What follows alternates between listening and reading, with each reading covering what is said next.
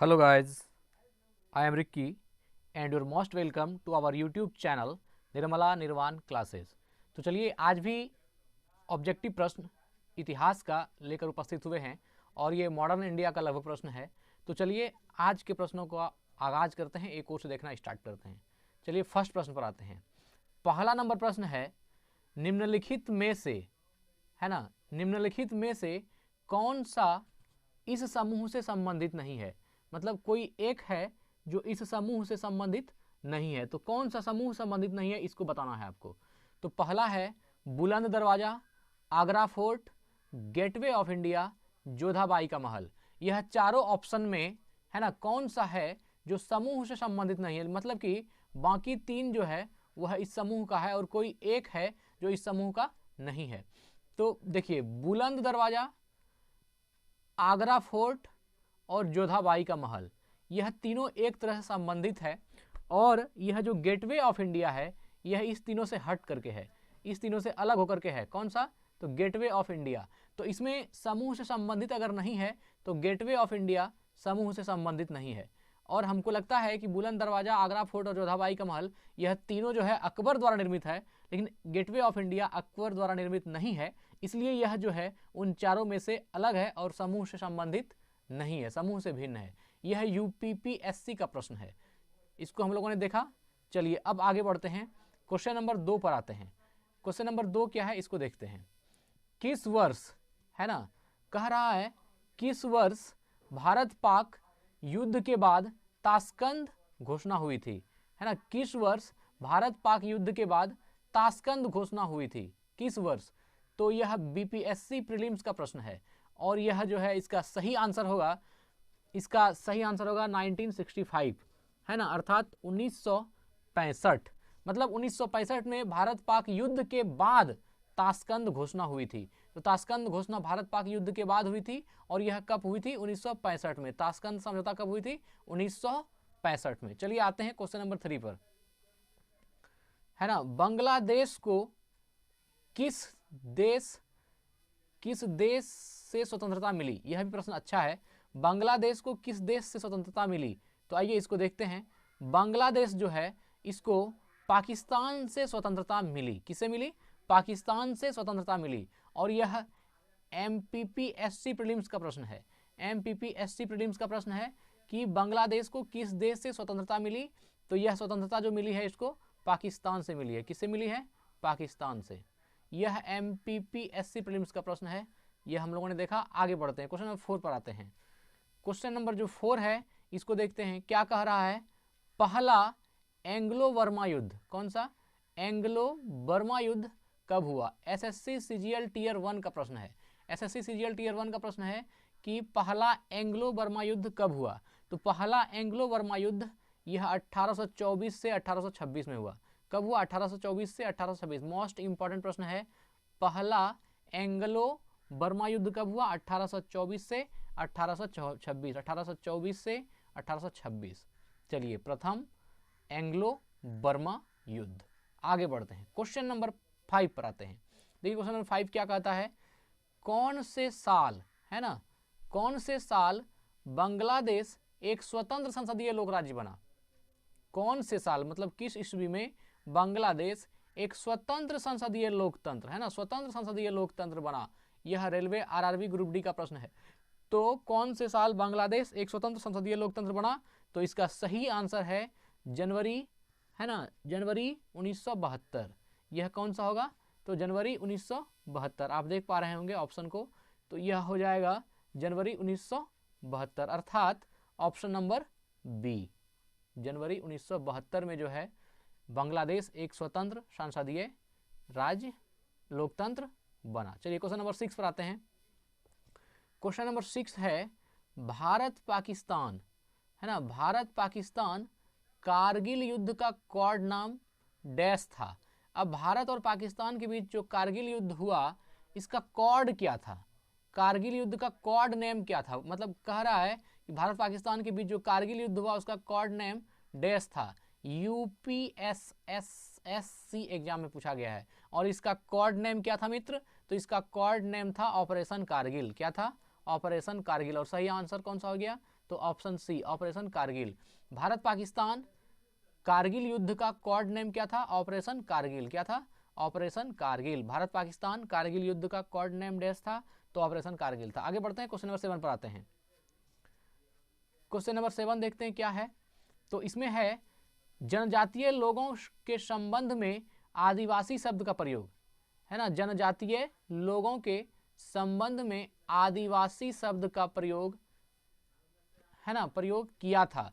किसने किया था? मतलब जनजातीय लोगों के संबंध में आदिवासी शब्द का प्रयोग किसने किया था? तो यह जो है जनजातीय लोगों के संबंध में आदिवासी शब्द का प्रयोग ठक्कर बापा ने किया था। किसने किया था? ठक्कर बापा ने। और सही ऑप्शन कौन सा हो गया? बी, ठक्कर बापा ने। किसने? ठक्कर बापा ने। तो जनजातीय लोगों के संबंध में आदिवासी शब्द का प्रयोग किसने किया था? ठक्कर बापा ने किया था। ठक्कर बापा ने किया था। चलिए आगे बढ़ते हैं, क्वेश्चन नंबर 8 पर आते हैं।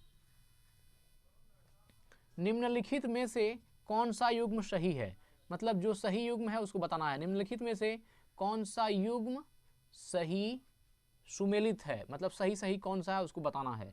तो पहला जो है इसमें बक्सर का युद्ध, मिर्जाफर, है ना, मिर्जाफर विरुद्ध क्लाइव। यह देखिए बक्सर का युद्ध, मिर्जाफर विरुद्ध क्लाइव, यह सही है। या फिर वांडीवास का युद्ध, फ्रांसीसी विरुद्ध ईस्ट इंडिया, है ना, फ्रांसीसी विरुद्ध ईस्ट इंडिया। और तीसरा है जलियांवाला बाग का युद्ध, डलहौजी विरुद्ध मराठे। और चौथा है खेड़ा का युद्ध और निजाम विरुद्ध ईस्ट इंडिया। तो इसमें से सही कौन सा है? इसमें सही क्रम जो है मित्र, इसमें सबसे सही क्रम है वांडीवास का युद्ध, फ्रांसिस विरुद्ध ईस्ट इंडिया, है ना। कौन सा है? वांडीवास का युद्ध, फ्रांसिस विरुद्ध इंडिया। वांडीवास का युद्ध, फ्रांसीसी विरुद्ध ईस्ट इंडिया। यह जो है फ्रांसीसी विरुद्ध ईस्ट इंडिया, यह राइट है। फ्रांसीसी विरुद्ध ईस्ट इंडिया क्या है? वह सही है और बाकी सब गलत है। तो सही युग्म सुमेलित कौन सा है? तो फ्रांसीसी विरुद्ध ईस्ट इंडिया। चलिए ऑप्शन नंबर बी को लॉक करते हैं और ये सही आंसर है। आगे बढ़ते हैं। मोडी लिपि का प्रयोग किनके लेखों में किया जाता है? क्या कह रहा है? मोडी लिपि का प्रयोग। यह जो मोडी लिपि है, मोडी लिपि का प्रयोग किनके लेखों में किया जाता है? तो यह इसका सही आंसर है, यह है मराठों के लेखों में। मराठों के लेखों में जो है मोडी लिपि, कौन सी लिपि है? मोडी लिपि का प्रयोग किया जाता है। यह मोस्ट इंपॉर्टेंट प्रश्न है, बहुत ही ज़्यादा महत्वपूर्ण सवाल है, इसको ध्यान में रखिए, है ना। मोडी लिपि का प्रयोग किनके लेखों में किया जाता था? तो यह मराठों के लेखों में मोडी लिपि का प्रयोग किया जाता था। मराठों का जो लेख होता था उसमें मोडी लिपि का प्रयोग किया जाता था। चलिए अब हम लोग आगे बढ़ते हैं, क्वेश्चन नंबर 10 पर आते हैं। कह रहा है हुगली को बंगाल की खाड़ी में समुद्री लूटपाट के लिए किसने अड्डा बनाया था? क्या कहा? हुगली को बंगाल की खाड़ी में समुद्री लूटपाट के लिए किसने अड्डा बनाया था? तो यह अड्डा पुर्तगालियों ने बनाया था। किसने बनाया था? पुर्तगालियों ने। Option number A right answer है, पुर्तगालियों ने, है ना। हुगली को बंगाल की खाड़ी में समुद्री लूटपाट के लिए किसने अड्डा बनाया था? तो यह अड्डा बनाया था पुर्तगालियों ने। और सही आंसर क्या हो गया? ऑप्शन ए हमारा राइट आंसर हो गया। चलिए आगे बढ़ते हैं, क्वेश्चन नंबर 11 पर आते हैं। कह रहा है सन 1946 में, 1946 में, है ना, 1946 में निर्मित अंतरिम सरकार में, है ना, अंतरिम सरकार में कार्यपालक परिषद के उपसभापति थे। कार्यपालक परिषद के उपसभापति कौन थे ये बताना है। चलिए, तो सन 1946 की बात हो रही है और 1946 में निर्मित अंतरिम सरकार में कार्यपालक परिषद के उपसभापति कौन थे? तो इसका सही आंसर हो गया जवाहरलाल नेहरू, ऑप्शन ए। जवाहरलाल नेहरू जो थे यह 1946 में निर्मित अंतरिम सरकार में कार्यपालक परिषद के उपसभापति थे। आगे बढ़ते हैं, क्वेश्चन नंबर 12 को देखते हैं क्या है। 12 में है निम्नलिखित में से कौन सा, है ना, निम्नलिखित में से कौन सा युग्म सही सुमेलित नहीं है? मतलब सब सही है, एक जो है इसमें गलत है। तो क्या है? जमनालाल बजाज वर्धा का सत्याग्रह आश्रम, जमनालाल बजाज वर्धा का सत्याग्रह आश्रम। दूसरा है दादा भाई नौरोजी बम्बई एसोसिएशन। तीसरा है लाला लाजपत राय और चौथा है बाल गंगाधर तिलक। तो इसका जो सही आंसर होगा मित्र कि कौन सा सुमेलित सही नहीं है, वह है बाल गंगाधर तिलक सत्यशोधक सभा, ये गलत है, ये सही सुमेलित नहीं है। और इसके अलावा डी नंबर को छोड़ करके बाकी जितना है वह सही सुमेलित है। तो निम्नलिखित में से कौन सा युग्म सही सुमेलित नहीं है कि बाल गंगाधर तिलक का संबंध सत्यशोधक समाज से है, ये गलत है। और बाकी जो है जमनालाल बजाज वर्धा का सत्याग्रह आश्रम सही है, दादा भाई नौरोजी बम्बई एसोसिएशन सही है, लाला लाजपत राय लाहौर का राष्ट्रीय विद्यालय यह भी सही है। बाकी तीनों ही प्रश्न सही है, लेकिन बाल गंगाधर तिलक का जो सत्यशोधक समाज यह गलत है। चलिए क्वेश्चन नंबर 13 पर आते हैं। महात्मा गांधी ने, है ना, क्या कह रहा है, महात्मा गांधी ने 1930 ईस्वी में सविनय अवज्ञा आंदोलन का आरंभ किया था। महात्मा गांधी ने 1930 में सविनय अवज्ञा आंदोलन का आरंभ किया था, ठीक है ना। तो इसमें कहाँ से आरंभ किया था, सेवाग्राम से, दांडी से, साबरमती से या वर्धा से? तो महात्मा गांधी ने 1930 में सविनय अवज्ञा आंदोलन का आरंभ साबरमती से किया था। कहाँ से किया था? साबरमती से। Option number C is right, और यह जो है सही है। तो महात्मा गांधी ने 1930 में सविनय अवज्ञा आंदोलन का आरंभ कहाँ से किया था? साबरमती आश्रम से, साबरमती से किया था। चलिए आगे बढ़ते हैं, 14 पर आते हैं। क्या है?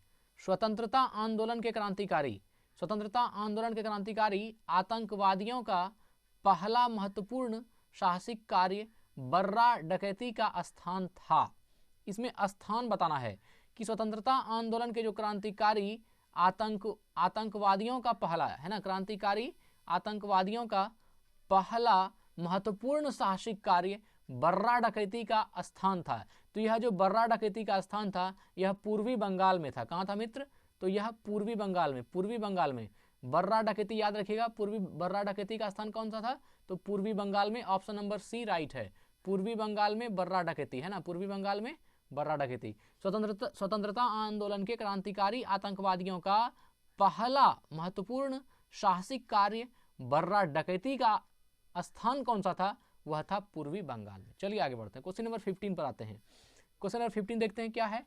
निम्नलिखित में से कौन M.N. राय की उत्प्रवासी साम्यवादी पत्रिका थी? किसकी पत्रिका पूछी जा रही है? M.N. राय की, है ना। निम्नलिखित में से कौन M.N. राय की उत्प्रवासी साम्यवादी पत्रिका थी? तो इसका सबसे सही आंसर हो जाएगा बैगार्ड। ये जो बैगार्ड है ना, बैगार्ड, ऑप्शन सी, बैगार्ड जो है यह M.N. राय की उत्प्रवासी साम्यवादी पत्रिका थी। बैगार्ड M.N. राय की उत्प्रवासी साम्यवादी पत्रिका थी। बैगार्ड M.N. राय की, है ना, उत्प्रवासी साम्यवादी पत्रिका थी। आगे बढ़ते हैं, क्वेश्चन 16 पर आते हैं, देखते हैं क्या है। क्वेश्चन नंबर 16 है, निम्नलिखित में से, है ना, निम्नलिखित में से कौन सा 19वीं सदी के उत्तरार्ध में लिखा हुआ महत्वपूर्ण ऐतिहासिक उपन्यास है? निम्नलिखित में से कौन सा 19वीं सदी के उत्तरार्ध? देखिए, एक होता है पूर्वार्ध और एक होता है उत्तरार्ध। पूर्वार्ध मतलब के पहले और उत्तरार्ध मतलब के बाद। तो निम्नलिखित में से कौन सा 19वीं सदी के उत्तरार्ध अर्थात 19वीं सदी के बाद में लिखा हुआ महत्वपूर्ण ऐतिहासिक उपन्यास है? तो इसका आंसर हो जाएगा दुर्गेश नंदनी। मोस्ट इंपॉर्टेंट प्रश्न है और इसका आंसर क्या हो जाएगा? Durgesh Nandini. Option B is right. क्या होगा? दुर्गेश नंदनी जो है यह 19वीं सदी के उत्तरार्ध में लिखा हुआ महत्वपूर्ण ऐतिहासिक साहित्यिक, है ना, ऐतिहासिक उपन्यास है। चलिए आगे आते हैं क्वेश्चन नंबर 17 पर। क्वेश्चन नंबर 17 देखते हैं क्या है। भारतीय शिक्षा, है ना, भारतीय शिक्षा के निम्नलिखित युगांतरी चरणों पर ध्यान दीजिए। देखिए यह प्रश्न जो है 17, यह बहुत ही महत्वपूर्ण प्रश्न है। भारतीय शिक्षा के निम्नलिखित युगांतरी चरणों पर ध्यान दीजिए। यह option A, B, C, D दिया हुआ है और इसमें कौन सा क्रम सही है यह बताना है आपका।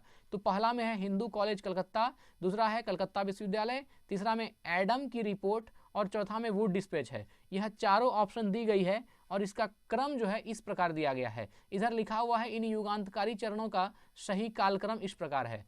तो इसमें से जो है आपको टाइम लगेगा, तो हम बता दें इसका सही आंसर जो है ऑप्शन नंबर ए है, 1342 अर्थात कि इसमें अगर आप देखेंगे युगांतरी चरणों का सही कालक्रम, हमको क्या देखना है? कालक्रम बताना है। तो इसका सही कालक्रम जो है सबसे पहले हिंदू कॉलेज कलकत्ता होगा और उसके बाद जो है 3 नंबर, है ना, एडम की रिपोर्ट होगा दूसरा में, और उसके बाद 4 नंबर वुड का डिस्पैच होगा तीसरा में, और सबसे अंतिम में हो जाएगा कलकत्ता विश्वविद्यालय, सबसे अंतिम में कलकत्ता विश्वविद्यालय। तो ये 1342 आपको ध्यान में क्या रखना है कि सबसे पहले कौन सा होगा? हिंदू कॉलेज कलकत्ता। सबसे पहले कौन सा होगा? हिंदू कॉलेज कलकत्ता। दूसरा पर कौन होगा, तो एडम की रिपोर्ट, इसके बाद एडम की रिपोर्ट, और तीसरा पर जो है यह हो जाएगा वुड का डिस्पैच, है ना, यह तीसरा पर, और चौथा पर कौन सा हो जाएगा, तो यह 2 नंबर अर्थात कलकत्ता विश्वविद्यालय जो है यह चौथा स्थान पर होगा। चलिए अब आगे बढ़ते हैं, क्वेश्चन नंबर 18 पर आते हैं, देखते हैं क्वेश्चन नंबर 18 में क्या कह रहा है ना, निम्नलिखित में से कौन सा, है ना, निम्नलिखित में से कौन सा प्रथम यूरोपियन व्यक्ति था जिसने भू क्षेत्र अर्जित करने के उद्देश्य से भारतीय राजाओं के झगड़ों में भाग लेने की नीति, है ना, आरंभ की। देखिए यह भी प्रश्न बहुत ही अच्छा है। 18 नंबर देखिए क्या कहा, निम्नलिखित में से कौन सा है ऐसा जिसने कि भारतीय, है ना, प्रथम यूरोपियन व्यक्ति कौन सा है, कौन सा था जिसने भू क्षेत्र अर्जित करने के उद्देश्य से, मतलब बड़ा भूभाग हो मेरा, यह जो है उसका सपना होगा, उस भू क्षेत्र को अर्जित करने से भारतीय राजाओं के झगड़ों में, भारतीय जो राजाओं का झगड़ा था उसमें भाग लेना, है ना, झगड़ों में भाग लेने की नीति आरंभ की। तो यह नीति आरंभ की है किसने, डुप्ले ने। किसने आरंभ की है, डुप्ले ने। Option number B is right. Dupleix ने जो है, डुप्ले एक ऐसे प्रथम यूरोपियन व्यक्ति थे जिसने भू क्षेत्र अर्जित करने के उद्देश्य से भारतीय राजाओं के झगड़ों में भाग लेने की नीति आरंभ की। मतलब यहाँ के राजाओं में झगड़ा होगा उसमें भाग लेगा और फिर उसके भूभाग को भी हड़प लेगा, ऐसी नीति अपनाई थी डुप्ले ने। चलिए आगे बढ़ते हैं, 19 पर आते हैं। क्वेश्चन नंबर 19 है महाराजा रंजीत सिंह, है ना, महाराजा रंजीत सिंह के उत्तराधिकारी थे। तो महाराजा रंजीत सिंह के उत्तराधिकारी कौन थे, तो यह थे खड़ग सिंह। कौन थे, खड़ग सिंह, है ना, महाराजा रंजीत सिंह, महाराजा रंजीत सिंह के उत्तराधिकारी कौन थे, खड़ग सिंह। कौन थे, खड़ग सिंह।